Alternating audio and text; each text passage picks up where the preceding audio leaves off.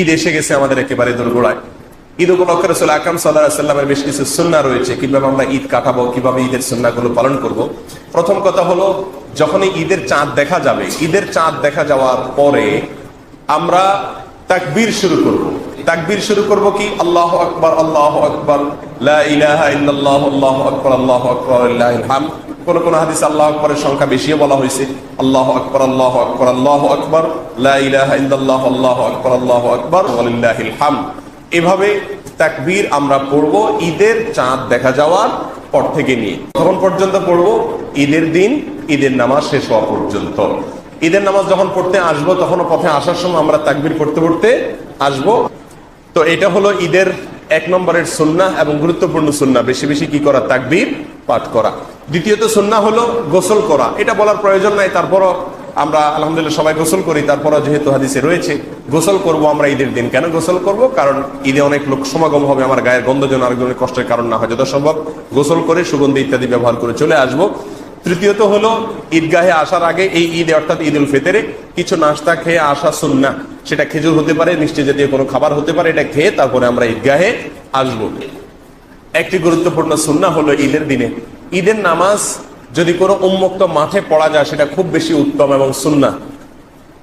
ঈদগাহে যদি কোনো ঈদের নামাজ ঈদগাহে বা কোনো মাঠে পড়া যায়, অবশ্যই মাঠের মালিকের অনুমতি সাপেক্ষে, রাস্তাঘাট বন্ধ করে দিয়ে নয়, তাহলে সেক্ষেত্রে এটা অনেক বেশি উত্তম মসজিদে ঈদের নামাজ পড়ার চাইতে উন্মুক্ত জায়গা। কিন্তু ঢাকা শহরের যে এনভায়রনমেন্ট আমরা জানি, এখানে এত উন্মুক্ত জায়গা নাই। সব মানুষগুলো উন্মুক্ত জায়গায় গিয়ে নামাজ পড়া প্রায় কঠিন, অসম্ভব। এই জন্য আমরা বাধ্য হয়ে মসজিদে পড়ি। কিন্তু আপনারা যারা গ্রামে চলে যাবেন, চেষ্টা করবেন মসজিদে যেন কোনো ঈদের নামাজের অ্যারেঞ্জ না থাকে। তবে হ্যাঁ, বৃষ্টি বাদল হলো, মাঠে পড়া গেল না, তখন মসজিদে আসলো, ভিন্ন কথা। কিন্তু অ্যারেঞ্জ থাকতে হবে মাঠে, ঈদগাহে নামাজ পড়া, এটা সুন্নাহ। এটা শহরে মাঠ থাকলেও অনেকে এটা আর খেয়াল করে না, ঝামেলা মনে করে কর্তৃপক্ষ যে আবার ওখানে অ্যারেঞ্জ করতে যাব। কিন্তু না, একটা সুন্নাহ জিন্দা করার জন্য আমরা চেষ্টা না করলে আমাদের আর চেষ্টাটা কিসের জন্য হবে? ঈদগাহের ব্যাপারে আরেকটি কথা বলতে হবে, ঈদগাহে মেয়েদের জন্য ঈদগাহে আসার ব্যবস্থা থাকা উচিত। রাসূল আকরাম সাল্লাল্লাহু আলাইহি ওয়াসাল্লামের একটি হাদিস আমি আপনাদেরকে শোনাবো।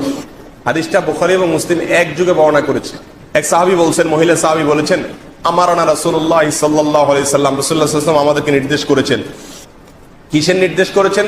আন নুখরিজাহুন্না ফিল ফিতরি ওয়াল আযহা, আমরা যেন আমাদের মেয়েদেরকে ঈদ উল ফিতর এবং ঈদ উল আযহায় বের করি, ঈদগাহে তাদেরকে যেন বের করে আনি মেয়েদেরকে। কে নির্দেশ করেছেন?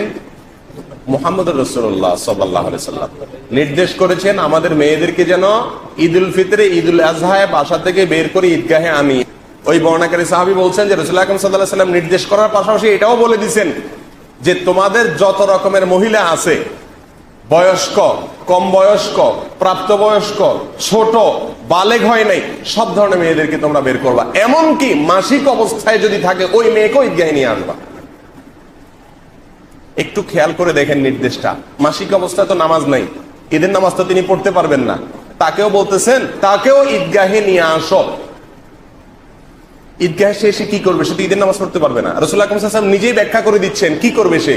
বলছেন যে সে নামাজ পড়তে পারবে না, কিন্তু আল্লাহর জিকির হবে, তখন সে জিকির করবে, আল্লাহর রহমত নাজিল হবে, সেখান থেকে সে ভাগ নিবে। মাসিক অবস্থায় যে মহিলা, সেও বাসায় বসে থাকবে না, ঈদগাহে আসবে। কার নির্দেশ এগুলো?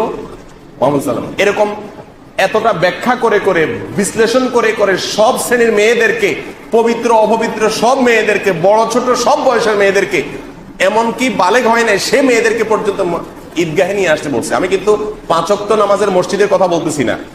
5 ওয়াক্ত নামাজের মসজিদে মেয়েদেরকে নিয়ে আসার ব্যাপারে রাসূল উৎসাহিত করেন নাই, বরং সেখানে রয়েছে তিনি বলেছেন ওয়া বুয়ুতুহুন্না খায়রুল লাহুন্না, তাদের জন্য বাসা নামাজ পড়া উত্তম, মসজিদে না এসে। 5 ওয়াক্ত নামাজের ব্যাপারে কথা বুঝে আসছে। কিন্তু ঈদগাহে ঈদের নামাজটা স্পেশাল, এখানে মেয়েদেরকে আসার জন্য রাসূল সাল্লাল্লাহু আলাইহি ওয়াসাল্লাম নির্দেশ করেছেন।